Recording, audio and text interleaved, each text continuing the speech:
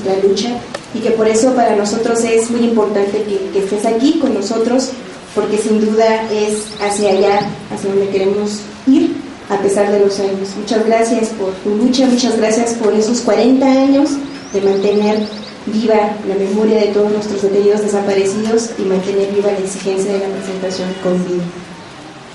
En cuanto a nuestra experiencia en México con respecto a la lucha en contra de las desapariciones forzadas, ya hemos compartido en la mesa anterior y también en esta mesa desde dónde vienen estos antecedentes de las luchas contra la desaparición forzada. En nuestro país, ya lo hemos dicho, no es reciente esta exigencia de presentación con vida, y esta lucha que ya se ha mencionado aquí es histórica y nos hermana y nos identifica precisamente con los demás familiares de toda América Latina y el mundo que también han enfrentado esta política de Estado que es la desaparición forzada, y que esto nos ha llevado sin duda por muchos años a luchar y que ha también traído como consecuencia que se obtengan también grandes logros, como ya lo comentaba hace un tiempo. Ha sido gracias a la exigencia, a la lucha, a la perseverancia de años de muchas madres, de muchos familiares, que hoy tenemos los marcos internacionales que tenemos, que antes no se tenían.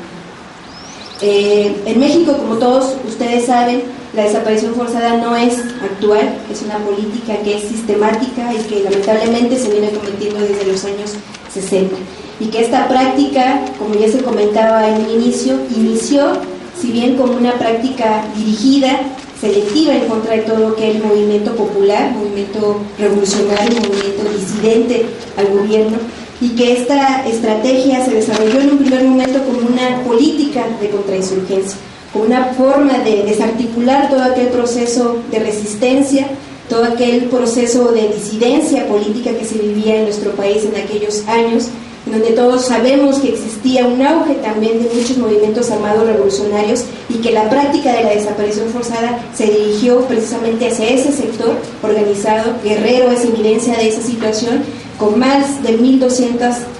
personas detenidas desaparecidas en aquella época y que hasta la actualidad no sabemos en dónde están. Esa es la evidencia, ese es el antecedente de las desapariciones forzadas en nuestro país. Afortunadamente, muchos de los familiares a los que se les arrebató en aquellos años a sus familiares, no se quedaron de brazos cruzados. Afortunadamente, miles de familiares salieron también a las calles a exigir la presentación con vida de todos sus detenidos desaparecidos y también exigir la libertad de todos los presos políticos que se vivieron en aquellos años. En nuestro país se vivió una ola de violencia, de represión por parte del Estado, no solamente con desapariciones forzadas, sino también con prisión por motivos políticos en contra de aquellos movimientos organizados, movimientos disidentes al Estado. Y gracias a esa organización de los familiares en comités de familiares de detenidos desaparecidos y de presos políticos es como se inicia esta lucha en los años 70 por la presentación con vida de todos los detenidos desaparecidos. En México, en los años 70, surge el Comité Nacional Independiente, un comité que lucha por la exigencia de la presentación con vida de todos los detenidos desaparecidos y la exigencia de la libertad de todos los presos políticos. En aquellos años, el Comité Nacional Independiente Pro Defensa de presos, perseguidos, detenidos desaparecidos y exiliados políticos logró documentar en aquellos años la detención, desaparición de más de 810 personas. Sabemos que esos son algunos de los que se pudieron documentar, pero que en el país en aquellos años fueron miles también los desaparecidos que se vivieron en este periodo de los 70s y 80s. Esta lucha de aquellos años sin duda también vivió una ola de fuerte represión. Muchos de los familiares, como comentaba Nora, que sufrieron en Argentina la desaparición de muchas madres, aquí en México se encarcelaba a los familiares, se encarcelaba a las madres, a los familiares que iban a poner una denuncia, y la represión era detenerlos también para poder limitar esa lucha. Por eso muchos de los casos que se cometieron en aquellos años no pudieron ser denunciados y no se documentaron, porque el miedo también era latente, no podías ir a denunciar porque inmediatamente también los familiares de los detenidos desaparecidos eran presos. Entonces esta realidad la compartimos, sin duda es una política que se aprendió muy bien, que se comparte en toda América Latina y en nuestro país, y que también se repite ese patrón de cómo se ejercía también la represión en contra de los familiares que decidían alzar la voz en la exigencia de la presentación con vida de todos los detenidos desaparecidos. Sin embargo, a pesar de esa represión que se vivió en nuestro país, fue gracias a la movilización coordinada de los familiares de los detenidos desaparecidos, pero también gracias a la solidaridad del movimiento popular independiente de aquellos años, como se logró también arrancar a muchos detenidos desaparecidos de las mazmorras, de las cárceles clandestinas en donde se encontraban. Muchos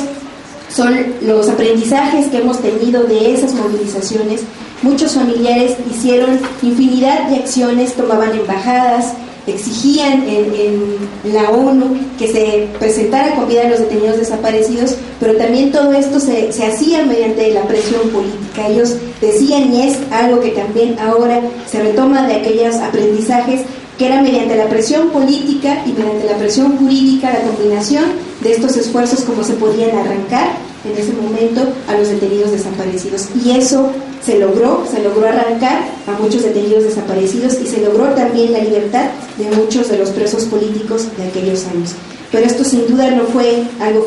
fortuito, fue algo que se logró gracias a la presión política y a la presión jurídica, que es como vemos que es la única forma en cómo el Estado mexicano actúa, mediante la presión, mediante la movilización, y no es algo que nos regale de por sí, es algo que se logra arrancar mediante la movilización y la presión popular y política. Esta lucha que se vivió entre los años 60 y 70, por algún momento se creyó que se veía como una situación de la época del pasado. Se creía en los años 90 que la desaparición forzada era cosa del pasado, era algo que se cometía solamente en la época conocida o mal llamada Guerra Sucia, y sin embargo en los 90, cuando irrumpen nuevamente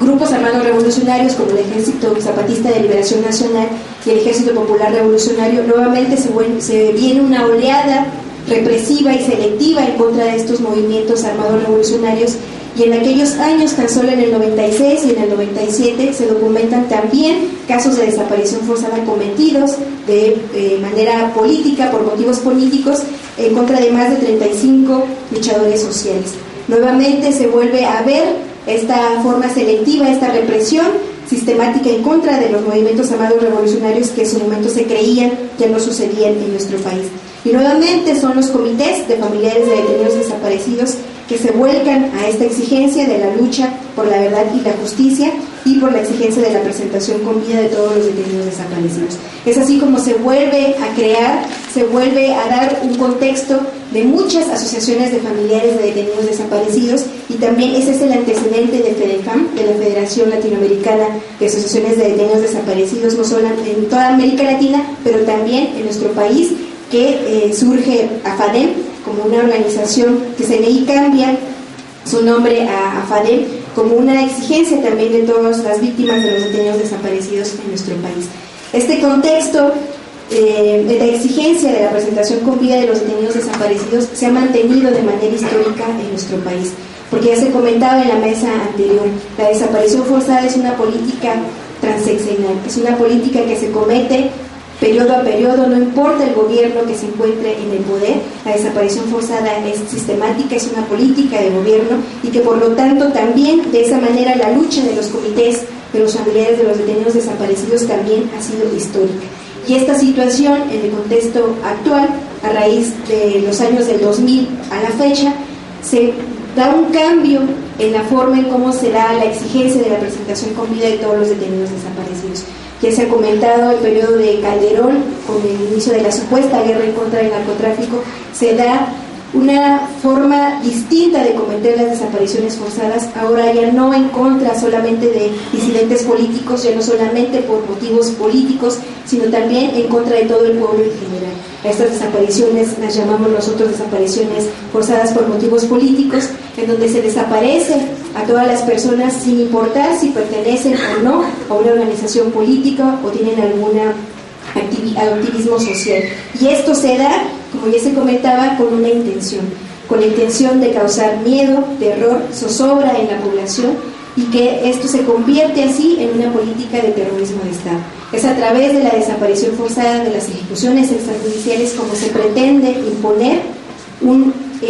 estado de miedo, de terror, de control social, para que el pueblo, si estaba pensando en organizarse o si estaba pensando en alzar la voz para manifestarse en contra de todas estas políticas neoliberales que lo que están haciendo cada vez más es reprimir al pueblo, de sumirlo cada vez en la miseria, el pueblo piense dos veces si decide o no decide alzar la voz. Por eso estas desapariciones, tanto las cometidas por cuestiones políticas como las desapariciones cometidas por cuestiones sociales, forman parte de una política del Estado. Te lo decía Nora, todas las desapariciones forzadas son responsabilidad del Estado mexicano y no debemos permitir que el Estado pretenda diluir su responsabilidad a decir que es el narcotráfico o que es la delincuencia organizada quien está detrás de estas desapariciones forzadas, porque cada vez más se va viendo la responsabilidad de estos supuestos grupos que operan, de particulares, que existe una clara colusión y una aquiescencia por parte del Estado mexicano para que se puedan cometer estas prácticas de desapariciones forzadas en nuestro país. En este contexto es como nosotros nos sumamos también a esta exigencia de la presentación con vida de todos los detenidos desaparecidos, el Comité de Familiares de Detenidos Desaparecidos hasta encontrarlos, del cual formo parte y que surge a raíz de la desaparición forzada de nuestros familiares, Gabriel Alberto Cruz Sánchez y Edmundo Reyes Amaya, es ejemplo o retoma esta exigencia histórica de los comités de familiares de los detenidos desaparecidos de aquellos años. Nuestra organización retoma esa exigencia de la presentación con vida de todos los detenidos desaparecidos y del juicio y el castigo a los responsables. Nosotros somos herederos de esa lucha histórica de los comités de familiares de detenidos desaparecidos que optaron por luchar de esa manera independiente, alejados de los partidos políticos, porque también creemos que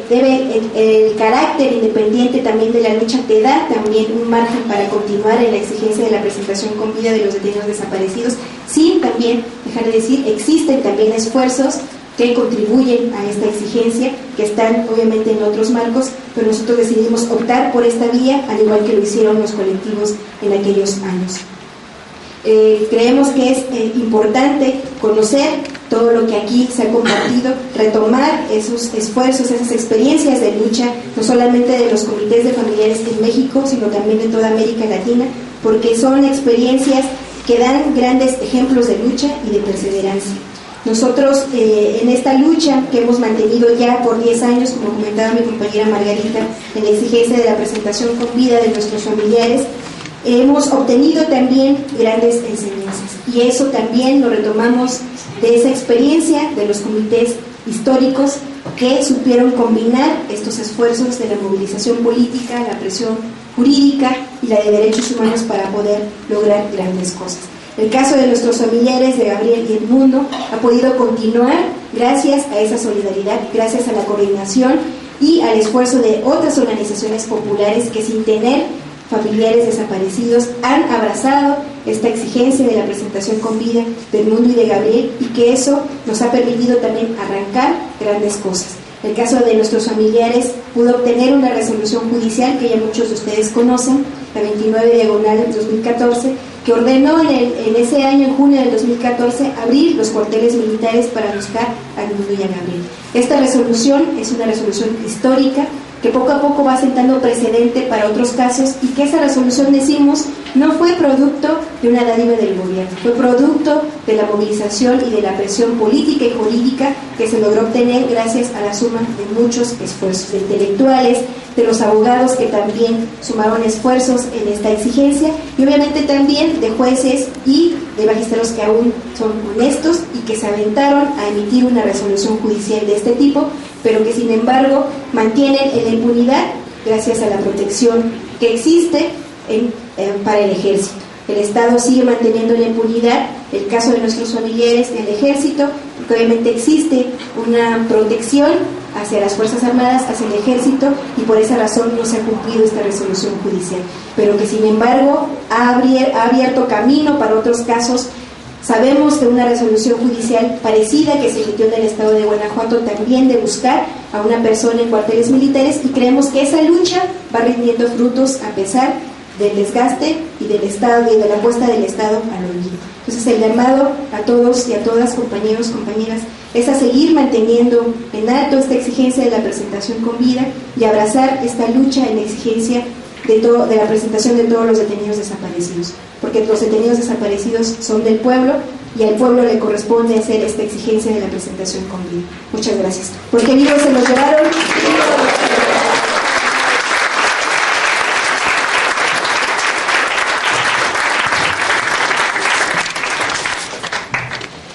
Muchísimas gracias por tu testimonio. Es para mí un privilegio, un honor haberte conocido aquella vez en un pasillo en el Palacio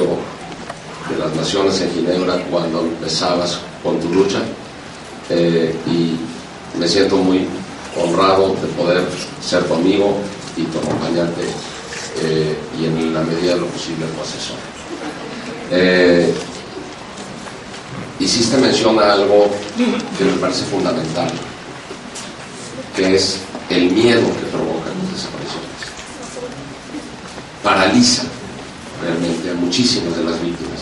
Es por eso que yo te tengo tanta admiración, por ti, que están aquí levantando la voz, trabajando por empujar la piedra, sin temor, o no sin temor, porque dicen que el que no tiene temor es el que es temerario. No, yo sé que ustedes sienten,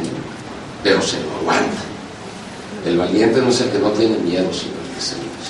controla, el que se lo aguanta. Y les tengo una admiración inmensa precisamente por eso, porque la desaparición genera terror, y esa es una de las finalidades de la desaparición. No es un secuestro donde el secuestrador habla por teléfono para pedir un rescate, es la absoluta falta de información, es la negación absoluta, y provoca, además de temor, luego para quien sí se atreve a ir a las instancias a presentar una denuncia, la revictimización, en que andaría, seguramente se lo merecía, esta estigmatización de las víctimas, que por desgracia en muchas ocasiones, de manera muy exitosa, algunos sectores de la población logran permear en la conciencia colectiva de la población, de la indolencia, de la falta de solidaridad, de no poder condolerse con quien tiene un familiar desaparecido, sino que hasta casi les parece bien, porque pues seguramente en algo andarían, ¿no? ¿Para qué usar esas faldas tan cortas? O ¿quién le manda? ¿Quién le manda a quién? Es una persona humana, y lo importante es justicia y verdad. Así que quería hacer mención a esas palabras que pronunciaste, Nadine, porque estoy seguro de que muchas y muchos de quienes están aquí las comparten, y yo quería rendir testimonio a la valentía de quienes, a pesar del terror, no cejan en su lucha.